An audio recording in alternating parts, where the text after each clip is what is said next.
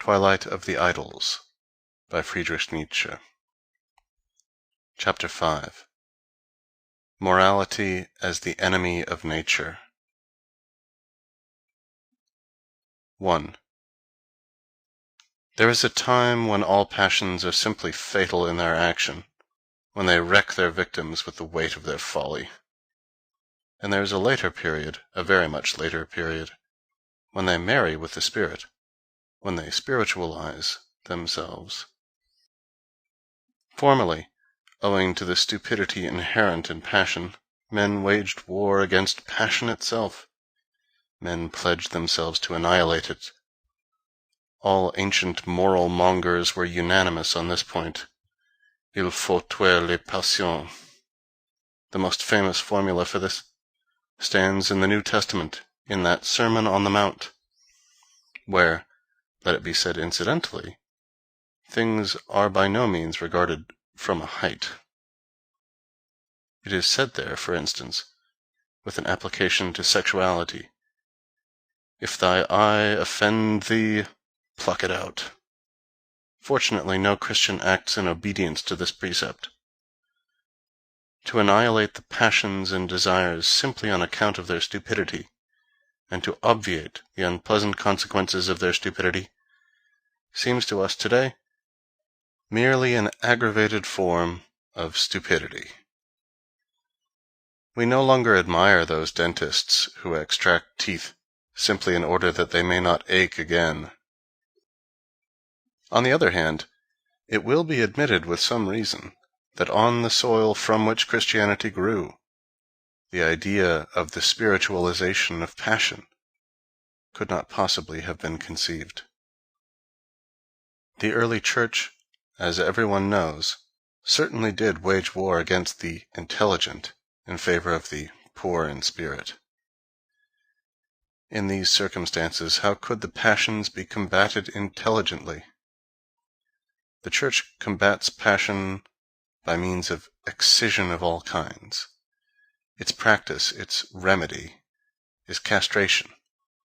It never inquires, how can a desire be spiritualized, beautified, deified?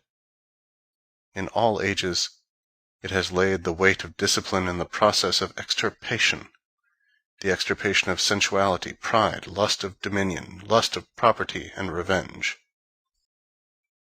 But to attack the passions at the roots means attacking life itself at its source. The method of the Church is hostile to life. 2. The same means, castration and extirpation, are instinctively chosen for waging war against a passion by those who are too weak of will, too degenerate, to impose some sort of moderation upon it. By those natures who, to speak in metaphor, and without metaphor, need la trappe, or some kind of ultimatum of war, a gulf set between themselves and a passion. Only degenerates find radical methods indispensable. Weakness of will, or more strictly speaking, the inability not to react to a stimulus, is in itself simply another form of degeneracy. Radical and moral hostility to sensuality remains a suspicious symptom. It justifies one in being suspicious of the general state of one who goes to such extremes. Moreover, that hostility and hatred reach their height only when such natures no longer possess enough strength of character to adopt the radical remedy to renounce their inner Satan. Look at the whole history of the priests, the philosophers, and the artists as well. The most poisonous diatribes against the senses have not been said by the impotent, nor by the ascetics, but by those impossible ascetics, by those who found it necessary to be ascetics. 3. The spiritualization of sensuality is called love. It is a great triumph over Christianity. Another triumph is our spiritualization of hostility.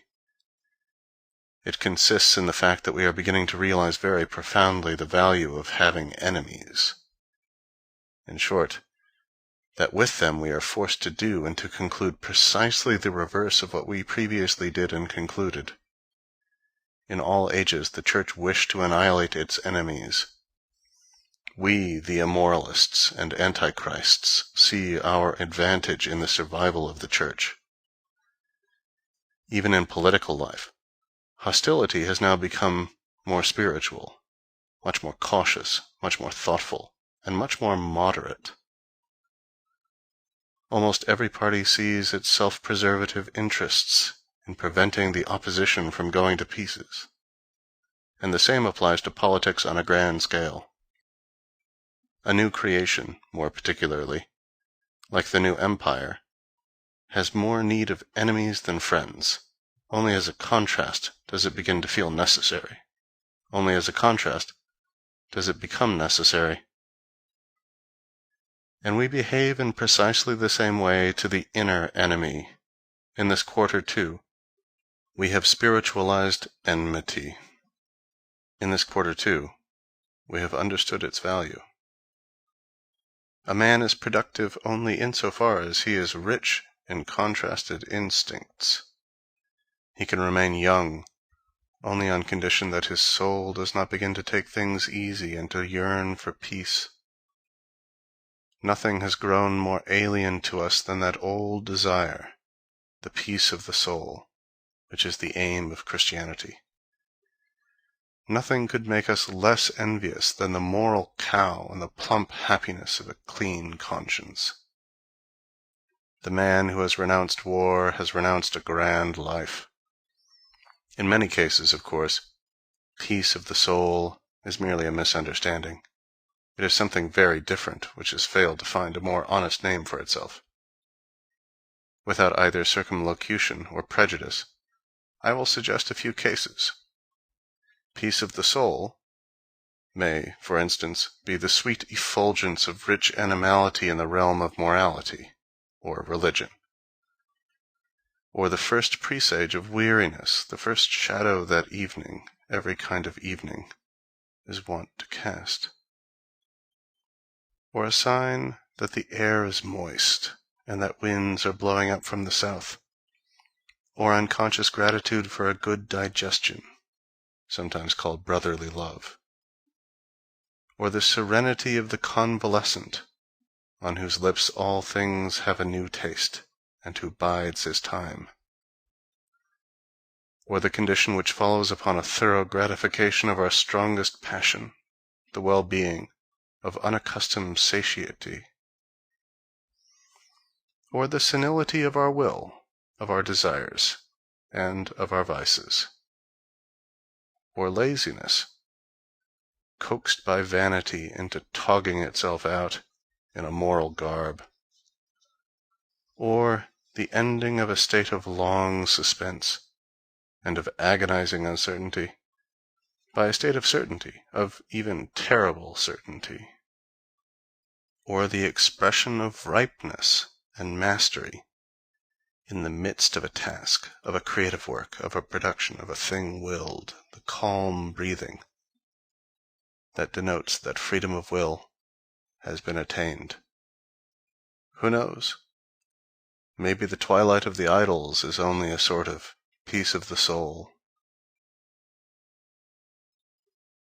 4. I will formulate a principle. All naturalism in morality, that is to say, every sound morality, is ruled by a life instinct. Any one of the laws of life is fulfilled by the definite canon, thou shalt not, and any sort of obstacle or hostile element in the road of life is thus cleared away. Conversely, the morality which is antagonistic to nature, that is to say, almost every morality that has been taught, honored, and preached hitherto, is directed precisely against the life instincts. It is a condemnation, now secret, now blatant and impudent, of these very instincts. Inasmuch as it says, God sees into the heart of man, it says nay to the profoundest and most superior desires of life, and takes God as the enemy of life. The saint in whom God is well pleased is the ideal eunuch. Life terminates where the kingdom of God begins. 5. Admitting that you have understood the villainy of such a mutiny against life as that which has become almost sacrosanct in Christian morality, you have fortunately understood something besides, and that is the futility, the fictitiousness, the absurdity, and the falseness of such a mutiny.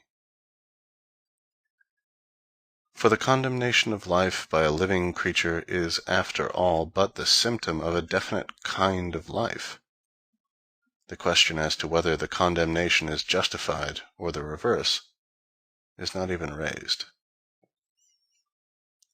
In order even to approach the problem of the value of life, a man would need to be placed outside life, and moreover, know it as well as one, as many, as all, in fact, who have lived it. These are reasons enough to prove to us that this problem is an inaccessible one to us. When we speak of values, we speak under the inspiration and through the optics of life. Life itself urges us to determine values. Life itself values through us when we determine values. From which it follows that even that morality which is antagonistic to life, and which conceives God as the opposite and the condemnation of life, is only a valuation of life. Of what life? Of what kind of life? But I have already answered this question. It is the valuation of declining, of enfeebled, of exhausted, and of condemned life. Morality, as it has been understood hitherto, as it was finally formulated by Schopenhauer in the words, "the denial of the will to life," is the instinct of degeneration itself, which converts itself into an imperative. It says, perish. It is the death sentence of men who are already doomed. 6. Let us at last consider how exceedingly simple it is on our part to say, man should be thus and thus. Reality shows us a marvelous wealth of types, and a luxuriant variety of forms and changes. And yet the first wretch of a moral loafer that comes along cries, "No, man should be different." He even knows what man should be like, does this sanctimonious prig. He draws his own face on the wall and declares, "Ecce homo." But even when the moralist addresses himself only to the individual, and says, "Thus and thus shouldst thou be," he still makes an ass of himself. The individual in his past and future is a piece of fate, one law the more, one necessity the more for all that is to come and is to be. To say to him, "Change thyself," is tantamount to saying that everything should change, even backwards as well. Truly these have been consistent moralists. They wished man to be different, i.e. virtuous. They wished him to be after their own image, that is to say, sanctimonious humbugs. And to this end, they denied the world. No slight form of insanity, no modest form of immodesty. Morality, in so far as it condemns per se, and not out of any aim, consideration, or motive of life, is a specific error, for which no one should feel any mercy, a degenerate idiosyncrasy that has done an unalterable amount of harm. We others, we immoralists, on the contrary, have opened our hearts wide to all kinds of comprehension, understanding, and approbation. We do not deny readily We glory in saying yea to things. Our eyes have opened ever wider and wider to that economy which still employs, and knows how to use to its own advantage, all that which the sacred craziness of priests and the morbid reason in priests rejects; to that economy in the law of life which draws